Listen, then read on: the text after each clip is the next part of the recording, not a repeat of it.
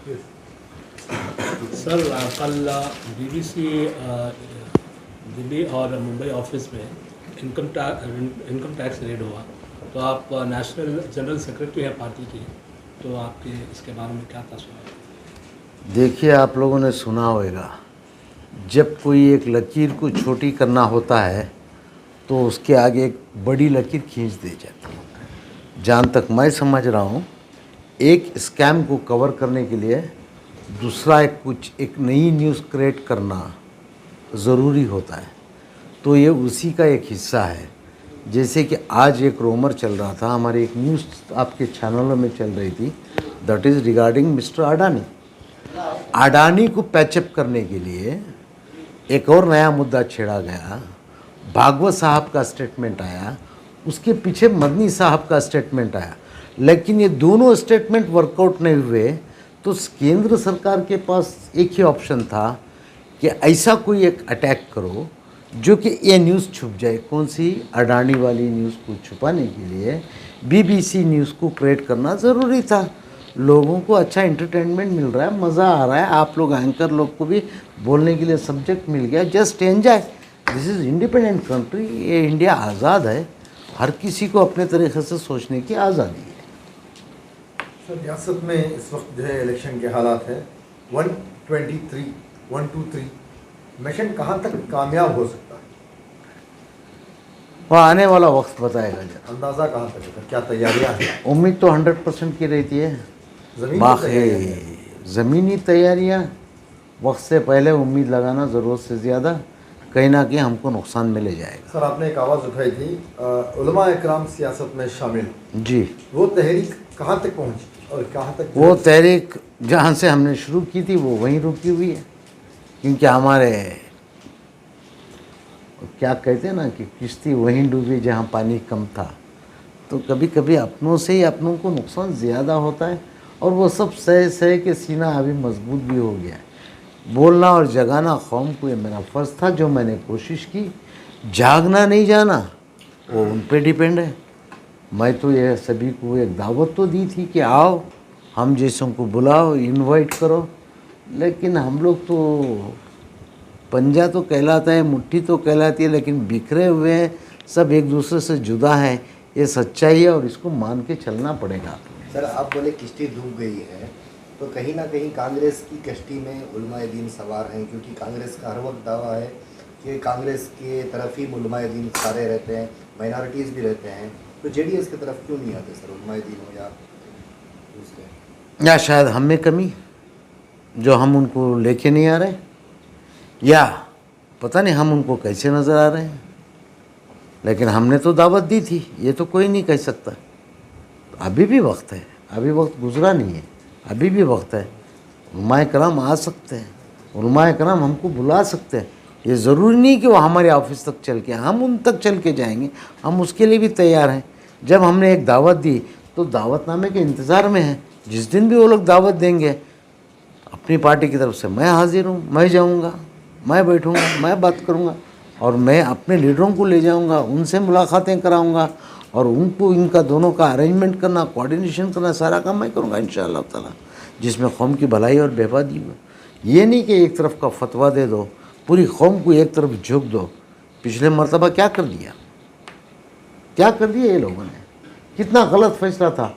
उनको फैसला ये बोलना चाहिए था कि एक सेक्युलर कैंडिडेट को जिताओ एक तरफ होके, ये बोलने के बजाय ये लोग ने एक पर्टिकुलर पार्टी को जिताओ बोल के बोल दिए। तो उसका खामियाजा तो भुगत चुके हम लोग। डराते थे बीजेपी आ जाएगी, आ जाएगी, आ जाएगी, आ गई बीजेपी। आ जाने तो अब क्या हो गया? डर किस बात का रहा हम लोगों? अभी भी इसी तरीके की बातें आ रही है सर। किस तरीके की बात है? अभी भी बीजेपी का डर दिखा रहे हैं। अरे भाई मेरे, बीजेपी केंद्र में भी बीजेपी, स्टेट में भी बीजेपी, क्या बिगड़ लिया है लोगों ने? क्या कर लिया है? क्या जंगल राज है क्या? वो लोग भी जो हुकूमत में आएंगे तो कानून के दायरे में रह के उनको भी हुकूमत चलाना पड़ता है। सर, अक़लियतों को अपनी तरफ मुतवज्जो करने में क्या जनता दल सेकुलर नाकाम है, उलमा इकराम को स्पेशली? एक हद तक मैं कहूँगा हाँ, एक हद तक इस इल्ज़ाम का मैं ख़राब करता हूँ। हाँ, मैं मानता हूँ कमी हुई होएगी, लेकिन उस कमी को पूरे करने की कोशिश भी तो जारी है। हारे नहीं है, हथियार डाले नहीं है। बशर्त कि अल्लाह ताला उनके दिलों में हमारे लिए और हमारी पार्टी के लिए मोहब्बत पैदा करे बस। सर क्यों मोहब्बत पैदा एक करें? अहम सवाल, इंसानियत बड़ी चीज़ होती है या सियासत बड़ी चीज़? इंसानियत, सर जिस इंसान में इंसानियत नहीं होती है वो कोई मज़हब का जिम्मेदार भी नहीं हो सकता है और वो कोई अच्छा इंसान भी नहीं हो सकता। जब वो अच्छा इंसान नहीं हो सकता तो वो अच्छा सियासतदान नहीं हो सकता है। सर सियासत के लिए लोग आजकल इंसान को भगवान मान बैठ रहे हैं सर, कहाँ तक की इंसानियत है ये? अब वो उन लोगों का एतक़ाद है, उन लोगों का यकीन है। सर आप भी एक मुसलमान लीडर हो, वो भी एक बड़े लेवल के लीडर हैं, वो एक लीडर को अपना भगवान कहते हैं, ये कहाँ तक की इंसानियत है? अगर कोई खुदा के बाजू खुदा क्रिएट कर रहा है, if he is creating the god beside the god, that means he is not believe in Islam. जब वो खुदा के बाजू किसी को खुदा मानते हैं तो वो बंदे इस्लाम में नहीं है, इतना मैं कह सकता हूँ। मतलब ईमान कमज़ोर होता जा रहा है। वो उनका ईमान है, जो कमज़ोर कर रहे हैं वो उनका ईमान है, उनसे मेरा कोई मतलब नहीं। सर क्या सारी दुनिया में सब इस्लाम के मानने वाले हैं? नहीं, इस्लाम में मुसलमान भी है, कौम में मुसलमान है और मुसलमान में मुनाफिक भी है। तो हर किसी को बख्शे हुए मेरे नबी रहमतुल आलमीन थे। Minorities maximum Come on, continue. को दूसरी सियासी जमातें जलील कर, बावजूद उसके वो लोग जो बांझ हैं, जनता दल सेकुलर में नहीं आ रहे, वजह क्या? कुछ लोगों को जिल्लत पसंद है, कुछ लोगों को इज़्ज़त पसंद है।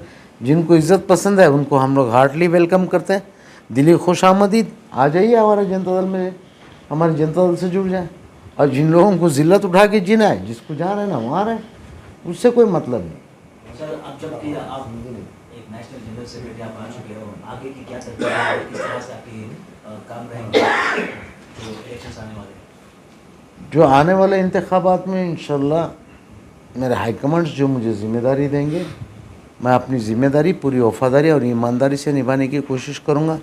मैं वही और उतना ही काम करूँगा जिसमें कौम मिलत और सोसाइटी का भला हो। मैं ऐसी कोई झूठे वादे करने वाला नहीं हूँ जो मैं नहीं कर सकता हूँ, ऐसी बड़ी बातें नहीं करने वाला हूँ जो मेरे हद में नहीं है। मैं उतने ही वादे करूँगा जो मेरे हद में हो। आने वाले या मेरे सारे पिछले स्पीचेस निकाल के देख ले, ज़फ़रुल्लाह खान मंडिया में जाएं, देखें यूट्यूब पे, मैंने कभी किसी को झूठा वादा नहीं किया, क्योंकि मुझे कुछ ज़रूरत ही नहीं कि मैं झूठे वादे करूं इस उम्र में आके। शुक्रिया सर। मिशन 123 जो है, अब आपने कहा कि you're a man of your words, तो कुमार स्वामी ने भी जो है अपनी ज़बान दी है कि जीतूंगा तो 123 लेके जीतूंगा, वरना मैं अलायंस गवर्नमेंट जो है बीजेपी के साथ नहीं करूँगा। अब क्या लगता है सर आपको, 123 और अलायंस, और 123 है तो क्यों है, और आपको क्या लगता है किस तरह किस बेसिस पे आपको जीतना देखिए मैं आपको बताता हूँ, श्रीमान कुमार स्वामी जी एक बार एक एक्सपेरिमेंट किए, कांग्रेस के साथ मिलकर सरकार बनाए। तो कांग्रेसियों ने क्या किया, पूरी पार्टी को, जब श्रीमान देवेगौड़ा जी बीमार थे उस वक्त पूरी पार्टी को तोड़ के, हमारे सारे एमएलए को तोड़ के जनता दल को डेमोलिश करने की उन लोगों ने चाल चली। एक पहली बार धोखा खाए, फिर दोबारा पिछली मर्तबा जब सरकार बनाई गई कांग्रेस के साथ में, ये बात अवाम तक पहुंचना चाहिए कि कांग्रेस ने क्या सलूक किया था हमारे साथ। श्रीमान देवेगौड़ा के घर में आके बोले विथआउट अनकंडीशनल सपोर्ट, बोले कुछ भी शर्तों के बगैर हम सपोर्ट देते हैं, ये कंडीशन पे आके सरकार बनाए। बाद में सारी शर्तों को लागू किए, 30% हमारा शेयर दिए, 70% वो खुद लिए। मैंने अपनी मैसूर वाली स्पीच में बोल दिया, खुलेआम डयास पे खड़ा रह के बोला हूँ कि ये बीजेपी के साथ, बीजेपी सरकार बनाने के लिए मदद किसने की, कांग्रेस वालों ने अपने सारे एमएलए को बेच के दिए, क्योंकि वो लोग रिस्क लेके यहाँ का कुछ भी गलत नहीं करना चाहते थे, बल्कि अपोजिशन में बैठ के ईजी माल खाना चाहते थे। इसलिए ये लोग ने बीजेपी की सरकार बनाई और कांग्रेस के कुमार स्वामी को हटा दिया गया। तो कुमार स्वामी बार बार ये गलती नहीं करेंगे, इसलिए ये हेडेक नहीं चाहिए। इसके लिए मिशन 1 2 3 लेके चले और ये 1 2 3 इंशाल्लाह लेके वन साइड हुकूमत बनाने की हमारी पूरी कोशिश यही रहेगी। बाकी रज़ा अल्लाह की होगी। अगर नहीं हुआ तो सर, नहीं हो गया तो वक्त और वो हालात, मुल्क के हालात, उस वक्त की सही सियासत पार्टी को बचाना एक तरफ होएगा, हमारे कमिटमेंट दूसरी तरफ रहेंगे। कमिटमेंट सिर्फ मुसलमानों से नहीं होते हैं, सारी कौमों से होते हैं, किसानों से होते हैं, मजदूरों से होते हैं, बेरोजगारों से होते हैं। सबका कमिटमेंट फुल एंड फिल करने के लिए क्या स्टेप लेना चाहिए, वो वक्त पे उस वक्त का फैसला लिया जाएगा इंशाल्लाह। कांग्रेस या बीजेपी सर? वक्त से पहले बड़े बड़े डिसीजंस लेना, बड़े बड़े, जब हम लोग 1 2 3 मशीन का ले के चल रहे हैं तो ना ही कांग्रेस ना ही बीजेपी, हम अपने बल पे जाना चाह रहे हैं। सर आपने बताया कि कोalition गवर्नमेंट को कांग्रेस वालों ने गिराया, कांग्रेस वालों ने या सिद्धरामैया? कांग्रेस और सिद्धरामैया। अब सवाल ये मुझे बताओ, कांग्रेस में कितने कांग्रेस है? मल्लिकार्जुन DK खड़गे एक कांग्रेस है, DK शिवकुमार कांग्रेस एक है, सिद्धरामैया एक कांग्रेस है। तो ये सवाल जाके आप कांग्रेस के खेमे में पूछो कि भाई तुम तीनों में कौन गिराया था। मतलब आपसी दुश्मनी की वजह से इस तरह के हालात आए।